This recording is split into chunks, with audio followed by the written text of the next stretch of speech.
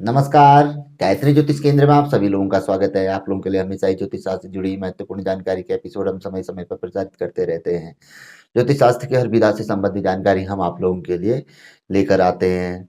अक्सर हम आप लोगों के लिए जन्म कुंडली विश्लेषण से संबंधित जानकारी भी लेकर आते हैं, ग्रहों से संबंधित जानकारी। तो बहुत से लोग हमें जन्म पत्रिका दिखाते हैं।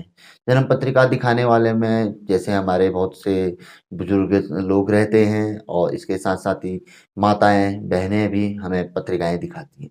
तो उन लोगों का एक सवाल रहता है, बहुत से लोग जो संकोची किस्म के होते हैं, गुरुजी ग्रह जानना है, क्या पूछें हम कुंडली में, क्या पूछें। तो बहुत से लोग तो ऐसा होता है कि भाई अपनी जॉब कैरियर आदि के बारे में पूछते हैं। लेकिन आज हम आप लोगों को बताएंगे कि जब भी आप किसी को अपनी पत्रिका दिखाते हैं, तो उनसे दो चीजें अवश्य ही पूछनी चाहिए, जो कि बहुत से लोग पूछते नहीं है। हम भी बहुत से लोगों की पत्रिकाएं देखते हैं, नहीं पूछते हैं। एक तो चीज तो वह पूछते ही पूछते हैं, वो हम अपनी ओर से बताते हैं। दूसरी चीज भी हम बहुत से लोगों को बता देते हैं, लेकिन लोग पूछते नहीं हैं। तो दो चीजें ज्योतिषी से अवश्य पूछें। अगर वह अच्छा ज्योतिषी होगा तो आपको सही मार्गदर्शन वह देगा, जिससे कि आपका जीवन सुखमय धीरे धीरे बनते रहेगा।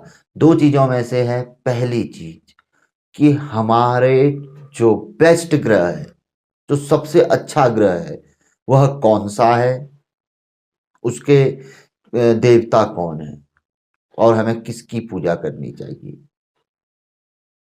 यानी कि हमारा सबसे बढ़िया ग्रह कौन सा है, और उसके देवता, ग्रह के भी देवता होते हैं, उनकी पूजा की जाती है। तो ग्रह के देवता कौन है, तीसरा हमें किसकी पूजा करनी चाहिए,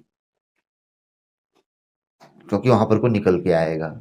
देवता की पूजा होगी, और इसके साथ साथ ही ऐसा भी रहता है कि कभी कभी पंचमेश इसकी बहुत अच्छी स्थिति, उससे बेहतर थोड़ा दूसरे नंबर पे पंचमेश चला गए, भाग्य से चले जाए, तो उस परिस्थिति में दोनों देवताओं की पूजा की जा सकती है।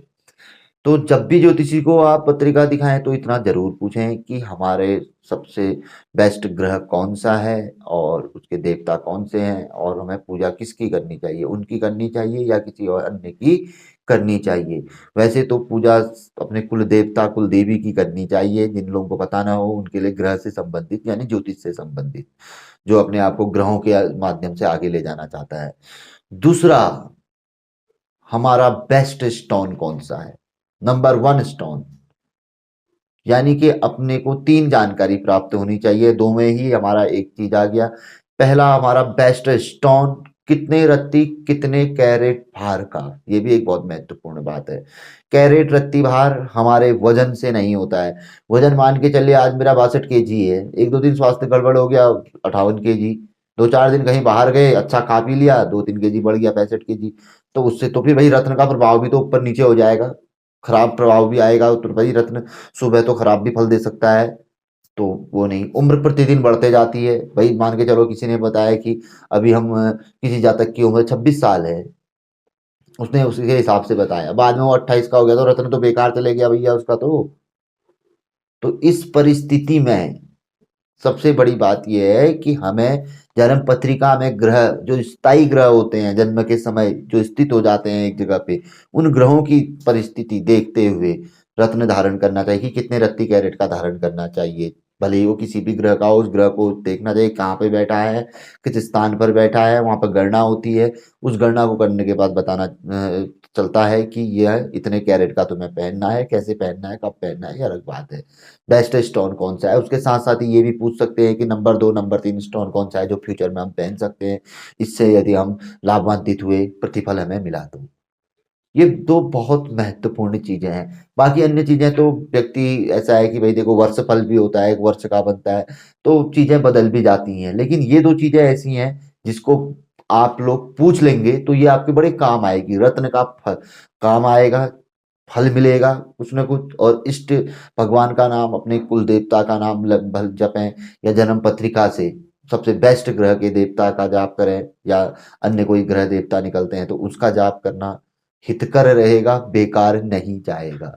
तो ये चीज़ें अवश्य ही किसी भी ज्योतिषी को दिखाएँ, पूछें। इसके अतिरिक्त भी बहुत चीज़ें रहती हैं, लेकिन वो चीज़ें आप पूछ नहीं सकते हैं, उतना कोई देखता भी नहीं है। तो ये 2 चीज़ें सामान्य चीज़ें हैं, जो कोई भी पूछ सकता है और कर सकता है। रत्न वो धारण कर सकता है और प्रातः काल अपने इष्ट जो देवता उसका है, उसकी एक माला का जाप तो वह कर ही सकता है। ये 2 चीज़ें कर सकता है और छोटे-मोटे उपाय कोई इसके साथ करने के लिए उपाय आदि है, वो तो सामान्यतः जो अच्छे ज्योतिषी होंगे वो बता ही देंगे, महत्वपूर्ण चीज़ हर ग्रह से संबंधित चीज़ें। तो छोटी-सी जानकारी थी, महत्वपूर्ण जानकारी थी, तो पसंद आई तो ज़रूर आगे बढ़ाकर शेयर कर सकते हैं। नए लोगों से आग्रह रहता है गायत्री ज्योतिष केंद्र के साथ जुड़े, चैनल को सब्सक्राइब करें, बेल आइकन दबाएँ। बहुत अच्छी जानकारी है गायत्री ज्योतिष केंद्र की, हमेशा ही आप लोगों के लिए हितकर रहेगी और कभी न कभी, कहीं न कहीं यह अवश्य ही काम आएगी। तो मिलेंगे ऐसी किसी बहुत अच्छी जानकारी के एपिसोड के साथ अगले वीडियो में, तब तक के लिए नमस्कार। जय श्री राम, जय श्री कृष्णा, ओम नमः शिवाय।